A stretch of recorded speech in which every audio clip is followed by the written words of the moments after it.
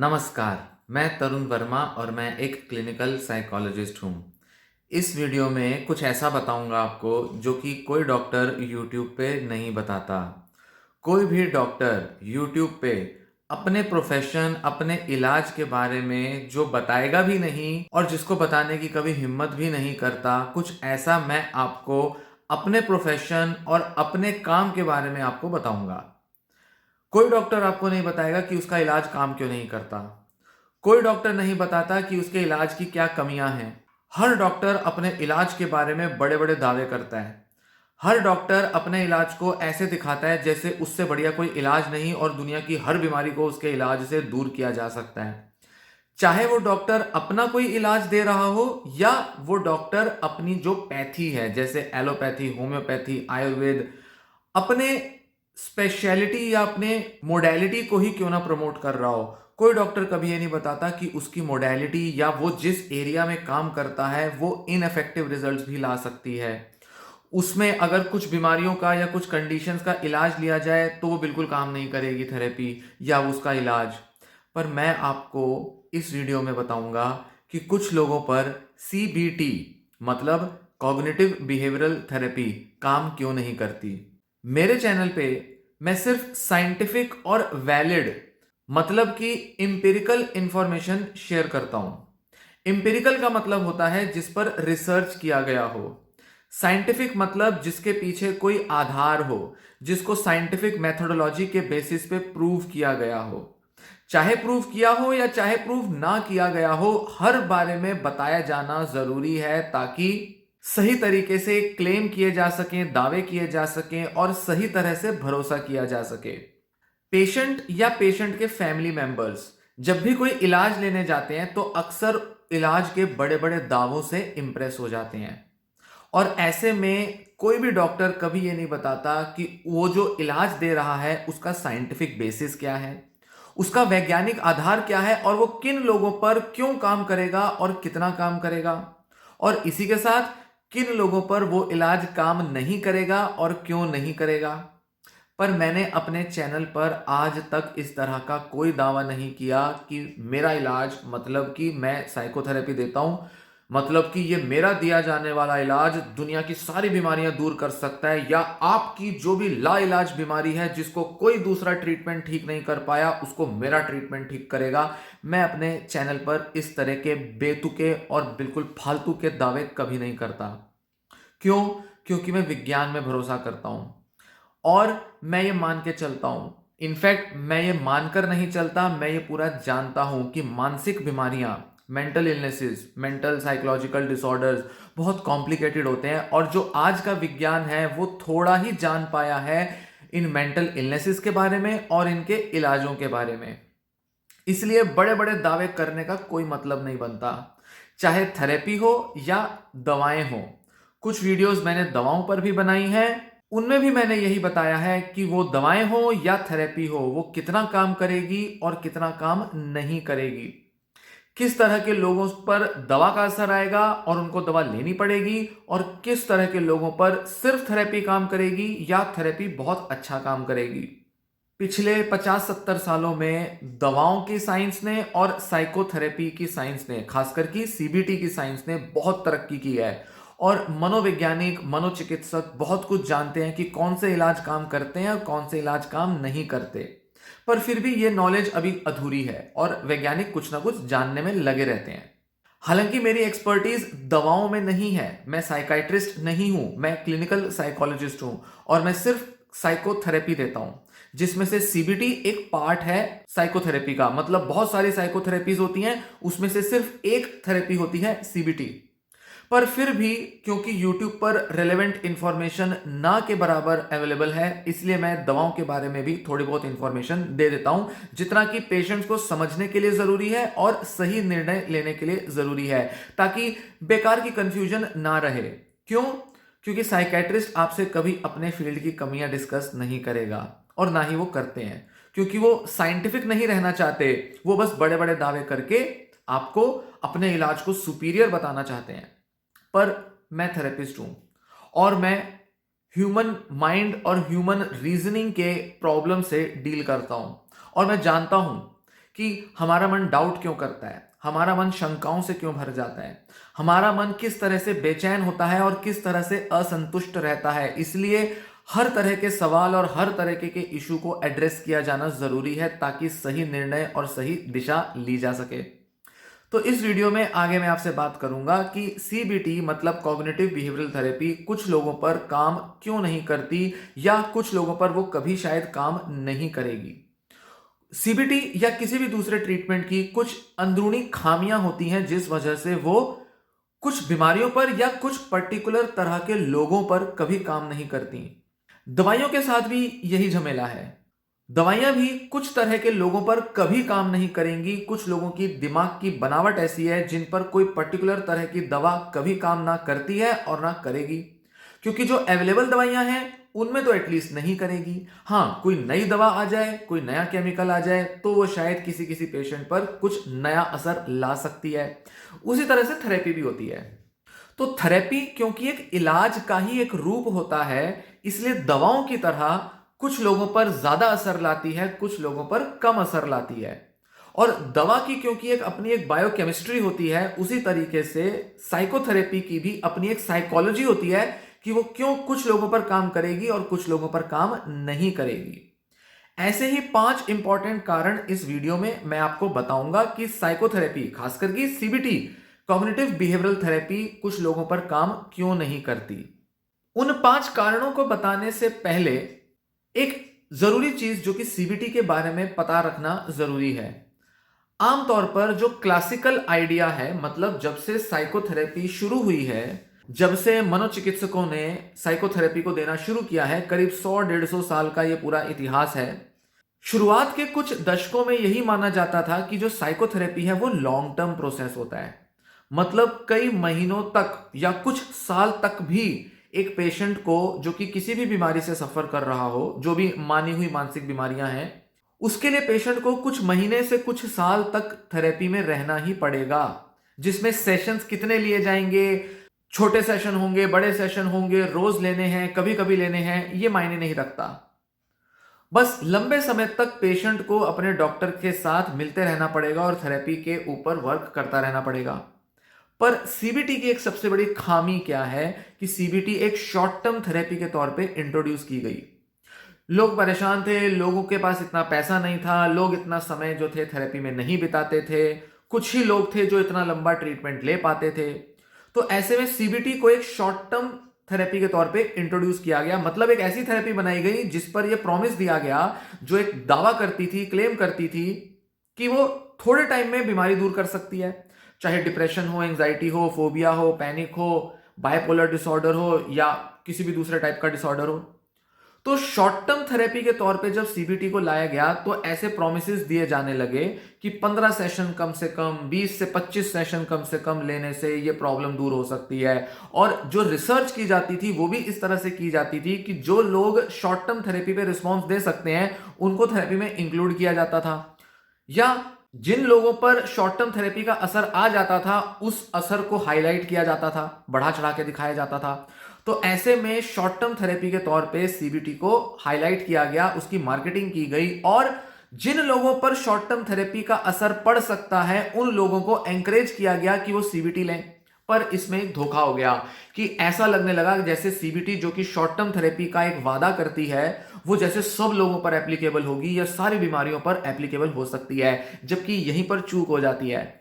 कुछ चूक वैज्ञानिकों ने की, कुछ चूक डॉक्टरों ने की, मतलब थेरेपिस्ट ने की, और कुछ चूक पेशेंट्स के द्वारा की गई। तो ऐसे में सीबीटी के ऊपर जो बड़े बड़े दावे या वादे किए गए, वहां पर एक भारी चूक यह हो गई कि जो शॉर्ट टर्म थेरेपी जो कि कई पेशेंट्स पर काम कर ही नहीं सकती, उसका वादा सीबीटी ने कर दिया।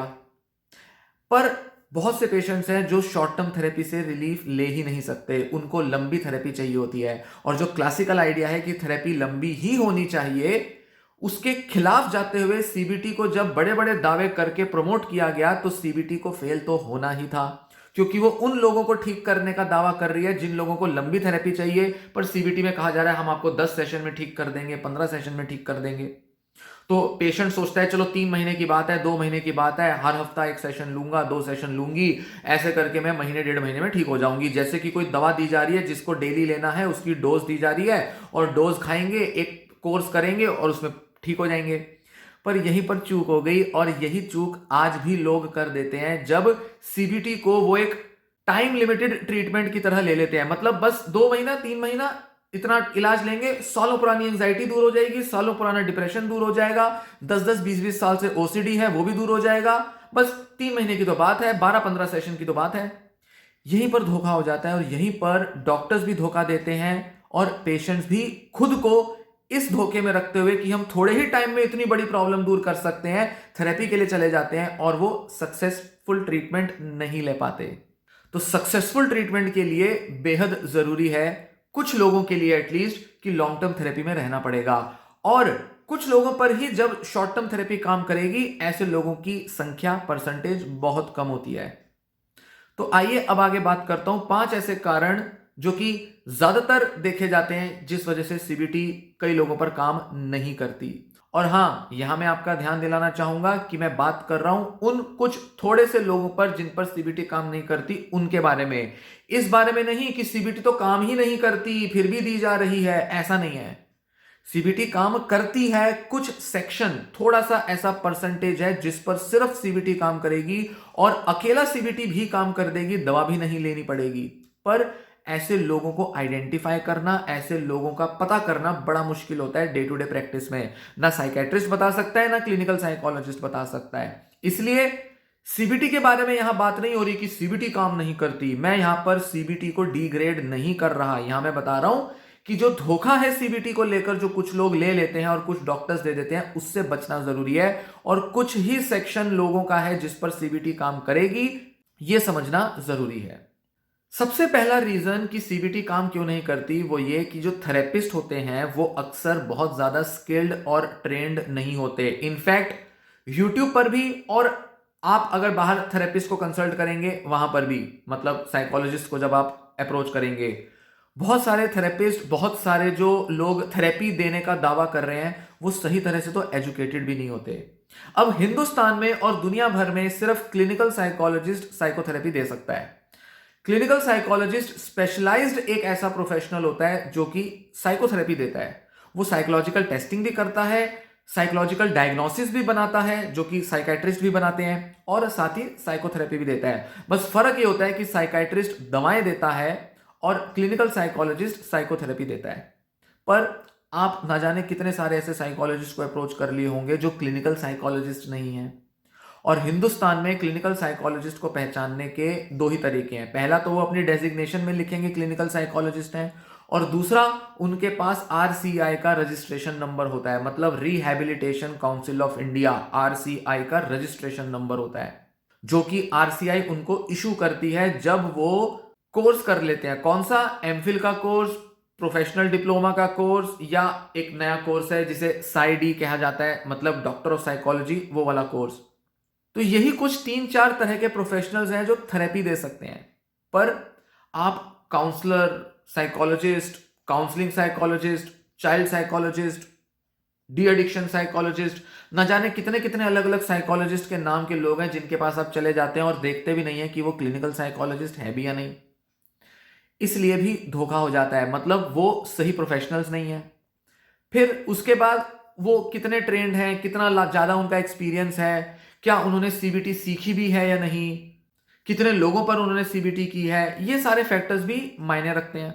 इसलिए जब आप अपने थेरेपिस्ट को कांटेक्ट करें, उनसे सवाल करें कि क्या उनके पास आरसीआई का लाइसेंस है, क्या वो क्लिनिकल साइकोलॉजिस्ट हैं, क्या उनके पास इस तरह के पेशेंट्स को ट्रीट करने का एक्सपीरियंस है। क्योंकि क्लिनिकल साइकोलॉजिस्ट कहेंगे हम तो हर तरह का पेशेंट ठीक कर सकते हैं, पर बहुत से क्लिनिकल साइकोलॉजिस्ट के पास उतना एक्सपीरियंस नहीं होता।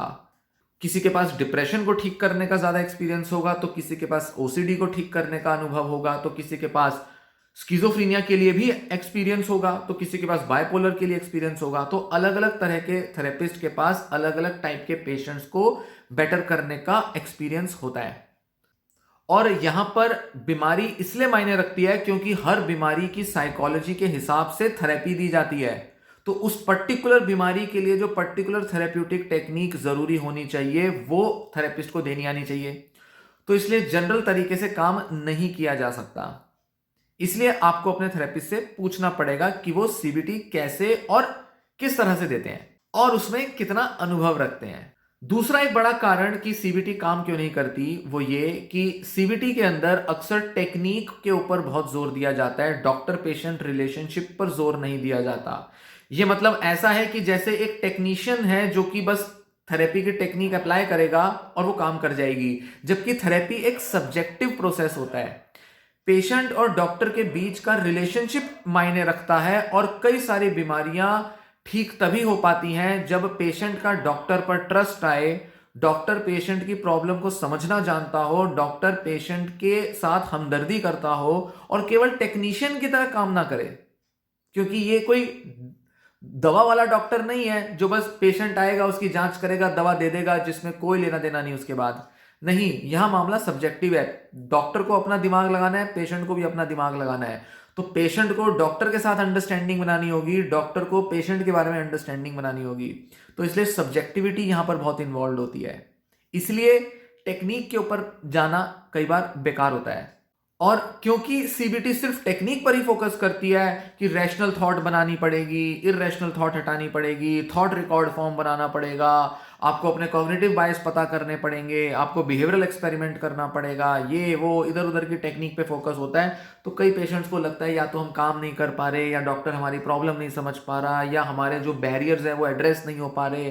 तो ऐसे में डॉक्टर पेशेंट रिलेशनशिप अगर इंप्रूव नहीं की जाएगी, उसके लिए ज्यादा समय नहीं दिया जाएगा, तो ऐसे में थेरेपी काम नहीं करेगी और डॉक्टर और पेशेंट की रिलेशनशिप को इंप्रूव करने का एक अलग पूरा प्रोसेस होता है। उस प्रोसेस में सॉल्यूशंस पर, टेक्निक पर फोकस नहीं किया जाता, मतलब लिटरली बस बातें की जाती हैं और एक दूसरे को समझा जाता है। और कई बार पेशेंट सोचते हैं डॉक्टर बस बातें कर रहा है, ये तो कोई तरीका नहीं हुआ, उसने कुछ किया तो नहीं, मुझे तो कुछ बताया नहीं। अगर डॉक्टर बताएगा काम नहीं करेगा तो लगेगा सीबीटी काम नहीं कर रही, और अगर डॉक्टर बात करेगा, आपको जानने की कोशिश करेगा, तो आप कहेंगे डॉक्टर समय बर्बाद कर रहा है। तो ऐसे में आप सिर्फ इस वजह से, क्योंकि आप सीबीटी के प्रोसेस को नहीं समझते और थेरेपी के और फर्दर दूसरे प्रोसेस को नहीं समझते, इसलिए आप चूक कर देते हैं और डॉक्टर के साथ एक अच्छा रिलेशन ना बनाने के कारण सीबीटी काम नहीं करती।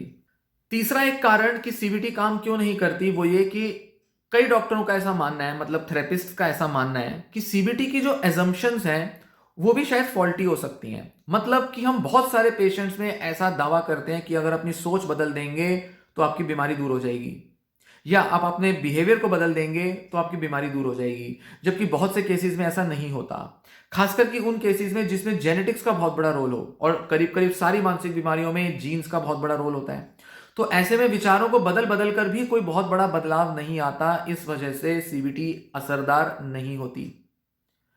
और केवल सोच को बदलने से ही आपके बीमारी में बदलाव आएगा, बीमारी ठीक हो जाएगी, ये भी गड़बड़ है। क्योंकि एक्चुअल में जो क्लिनिकल साइकोलॉजिस्ट बिलीव करते हैं वो बायोसाइकोसोशल मॉडल पर बिलीव करते हैं। मतलब कि आपको अपने एनवायरनमेंट में बदलाव लाना पड़ेगा, फैमिली थेरेपी की तरफ अप्रोच करना पड़ेगा, और मेडिटेशन वाली टेक्निक्स का भी यूज करना पड़ सकता है, जैसे कि माइंडफुलनेस जो कि एक्सेप्टेंस कमिटमेंट थेरेपी में यूज की जाती है, या कोई और तरीका आपको लगाना पड़ेगा जिससे कि आपकी बीमारी ठीक होगी। सिर्फ विचार विचार को बदल बदल कर, इररेशनल थॉट को रैशनल बना बनाकर आप कई बार बीमारियों को दूर नहीं कर सकते। तो कहीं ना कहीं सीबीटी की जो एजम्पशंस हैं, जिस प्रिंसिपल पर, जिस फाउंडेशन पर ये सीबीटी की थेरेपी खड़ी है, शायद वो फाउंडेशन ही कई पेशेंट्स के लिए फॉल्टी होगी। मतलब कुछ पेशेंट्स जो कि सिर्फ सोच के नकारात्मक हो जाने की वजह से डिप्रेस्ड नहीं है या ओसीडी नहीं है।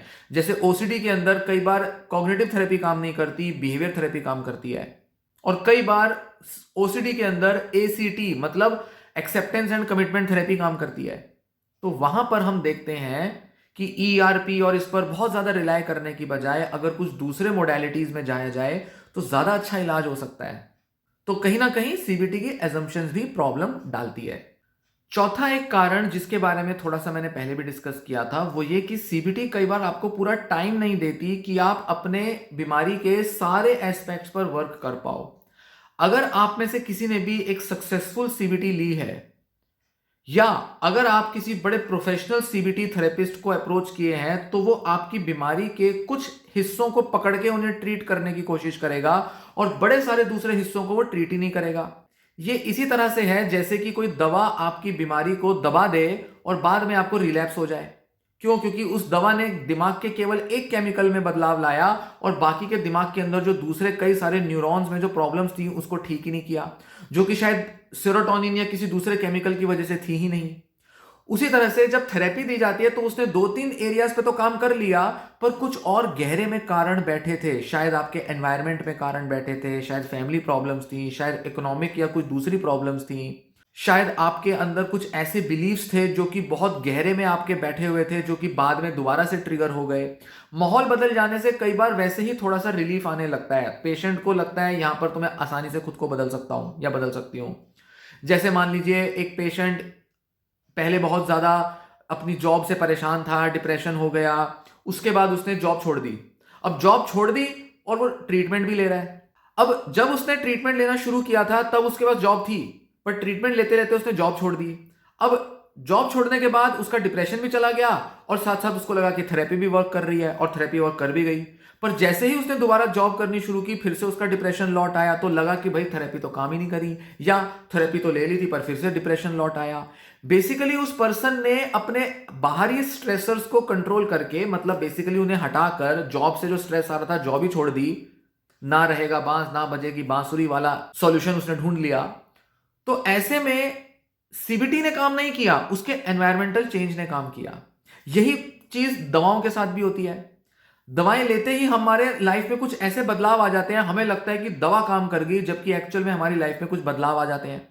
और जैसे ही वो बदलाव खत्म होंगे, मतलब फिर से हम पुराने स्टेट में जाएंगे, फिर से वैसी लाइफ हो जाएगी, तो दवा लेते हुए भी रिलैप्स हो जाएगा। तो इस तरह से क्या होता है कि सीबीटी हो या कोई भी दूसरा इलाज हो, कई बार वो एक ही चीज पे फोकस करता है और बहुत सारे दूसरे कारणों को एड्रेस नहीं कर पाती। इस वजह से या तो बीमारियां लौट आती हैं या फिर वो सीबीटी इनफेक्टिव रह जाती है। पांचवा और एक और बड़ा इंपॉर्टेंट पॉइंट कि सीबीटी की बहुत सारी टेक्निक्स कुछ मानसिक बीमारियों पर असर ला ही नहीं सकती। जैसे थॉट्स को बदलना स्किज़ोफ्रेनिया के लिए काम ही नहीं कर सकती, खासकर कि तब जब पेशेंट एक्यूट फेज में हो, हॉस्पिटलाइज्ड हो, क्राइसिस के फेज में हो, बहुत ज्यादा डिल्यूजनल हो, उस पर थेरेपी काम नहीं करेगी। पर रेजिडुअल फेज में, मतलब कि करीब करीब जब पेशेंट का काफी हद तक रेमिशन हो चुका है, जब ना के बराबर सिम्टम्स मौजूद हैं, जब पेशेंट अपनी डेली लाइफ में रिकवर कर रहा है और कहीं ना कहीं सब क्लिनिकल लेवल पर, मतलब गहरे में कहीं उसके डिल्यूजनल थॉट पनप रहे हैं, तभी सीबीटी काम कर सकती है। शुरुआत के क्राइसिस फेज में सीबीटी काम नहीं करेगी, तो उस टाइम पर कितना ही उसके थॉट को बदल लो काम नहीं करेगी। बाइपोलर डिसऑर्डर में, मेनिया के फेज में सीबीटी काम नहीं करेगी। और बहुत ज्यादा अगर डिप्रेशन की इंटेंसिटी ज्यादा हो, सीवियर डिप्रेशन हो, तब भी सीबीटी काम नहीं करेगी। तो ये जो टेक्निक्स हैं, या तो कुछ कंडीशंस के फेजेस में काम ही नहीं करेंगी, या जो भी टेक्निक्स बनाई गई हैं आज तक सीबीटी में, वो कुछ बीमारियों पर काम ही नहीं कर सकती। ट्रॉमा के कई सारे ऐसे केसेस होते हैं जिनमें पीटीएसडी होता है या पास्ट का कई सारा ट्रॉमा होता है, चाइल्ड सेक्सुअल अब्यूज हो गया या कोई भी रेप विक्टिम्स हो गए, उन पर भी सीबीटी काम नहीं करेगी। और इसी को अगर दूसरे तरह से देखा जाए कि कई बार सीबीटी काम तो कर जाएगी पर वो रिलैप्स को रोकने में इफेक्टिव नहीं होगी। जैसे बायपोलर के अंदर रिलैप्स रोकने में इफेक्टिव नहीं होती सीबीटी। डिप्रेशन को दूर कर सकती है पर रिलैप्स हो सकता है, जैसे कि दवाओं के साथ भी अक्सर होता है। पर फिर यहां पर मैं वही बात एम्फेसाइज करना चाहूंगा कि हर पेशेंट के साथ एक पिक्चर नहीं देखने में आती। बायपोलर दो टाइप का होता है। बायपोलर 1 जिसमें मेनिया है, शायद सीबीटी इफेक्टिव नहीं होगी, पर बायपोलर 2 जिसके अंदर हाइपोमेनिया होता है, वहां सीबीटी बेटर इफेक्टिव होती है, दवाओं के बराबर इफेक्टिव हो सकती है रिलैप्स प्रिवेंट करने में भी। तो यहां बड़ा कॉम्प्लिकेटेड पिक्चर आता है और हर पेशेंट के बेसिस पर डिसाइड किया जाता है। इनफैक्ट काम करने के बाद पता चलता है कि थेरेपी कितनी इफेक्टिव होगी, पहले से कोई डॉक्टर नहीं बता सकता। तो पहली चीज, पेशेंट जब तक थेरेपी लेगा नहीं, डॉक्टर नहीं बता सकता कि थेरेपी काम करेगी कि नहीं करेगी। और अलग अलग तरीके के कॉम्प्लिकेशंस के वजह से कई बार थेरेपी काम नहीं करती, तो कुछ पेशेंट्स पर इन एनी केस काम कर ही जाएगी, कुछ पेशेंट्स पर काम नहीं करेंगी सीबीटीज। तो ये जो मैंने आपसे पूरी डिस्कशन की सीबीटी की इफेक्टिवनेस के बारे में, उम्मीद है ये जानकारी आपको पसंद आएगी और उम्मीद है इससे इंसाइट मिलेगी। अब देखिए क्या इसका मतलब ये है कि जो जो बीमारियों के मैंने नाम लिए उसके लिए आपको सीबीटी लेनी ही नहीं चाहिए? नहीं। डॉक्टर्स कई सारे फैक्टर्स के ऊपर ध्यान देकर डिसाइड करते हैं कि कौन सा इलाज दिया जाना जरूरी है। जैसे अगर मैं दवाओं की बात करूं, बहुत सारे ऐसे डिसऑर्डर्स हैं जिन पर दवाएं कभी काम ही नहीं करती और ना जाने कितने सारे पेशेंट सालों से वो दवाइयां ले रहे हैं। डॉक्टर्स जानते हैं, वैज्ञानिक जानते हैं कि शायद इस बीमारी पर दवा काम नहीं करेगी, पर फिर भी पेशेंट को दवा दी जा रही है। क्यों? क्योंकि पेशेंट है, डॉक्टर के पास गया है, डॉक्टर को दवा तो देनी ही है और डॉक्टर को तो अपना फर्ज पूरा करना ही है। आखिर हम कैसे कह दें किसी पेशेंट को कि भाई तुम्हारे लिए हमारे पास कोई दवा नहीं है? ऐसे तो कोई डॉक्टर नहीं कहेगा। डॉक्टर तो कहेगा हाँ मैं दवा दे देता हूं, शायद असर आ जाए, लेते रहो दवा, शायद धीरे धीरे केमिकल की कमी पूरी होती जाएगी। पर कोई वैज्ञानिक आधार नहीं है कि दवा कितने टाइम तक देनी है, कितनी डोज में देनी है, कब तक देनी है। कई सारे पेशेंट्स के बारे में डॉक्टर कुछ नहीं बता सकते, पर जो भी इलाज अवेलेबल है वो देना पड़ता है। उसी तरीके से कई पेशेंट्स पर जब थेरेपी काम नहीं करती, या शायद कोई ऐसी थेरेपी आज तक बनी नहीं जो कुछ टाइप के पेशेंट्स पर काम कर जाए, तो ऐसे में थेरेपी इसलिए देनी पड़ती है क्योंकि यही हमारे पास एक अच्छा ऑप्शन है और इसके बिना कोई और ट्रीटमेंट दिया जाना पॉसिबल भी नहीं है। तो ट्रीटमेंट्स का एक्चुअल में बहुत अभाव है, शॉर्टेज है, या ट्रीटमेंट्स की इफेक्टिवनेस के अंदर एक कमी है, या तो जेनेटिक्स की वजह से, या हमारी बायोलॉजी की वजह से, या फिर और बड़े सारे कॉम्प्लिकेटिंग फैक्टर्स होते हैं। इतना पुराना चाइल्डहुड हिस्ट्री होता है, फैमिली हिस्ट्री होती है, एनवायरनमेंट के अंदर, फैमिली के अंदर इतनी नेगेटिविटी हो सकती है।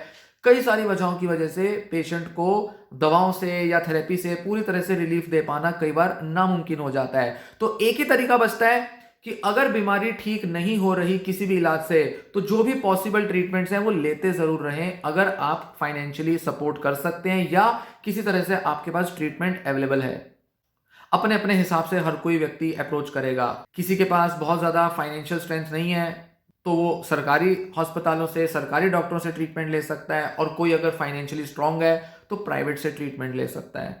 पर जो भी अवेलेबल हेल्प, सपोर्ट डॉक्टरों की तरफ से आपको मिल सकती है वो लेना जरूरी है।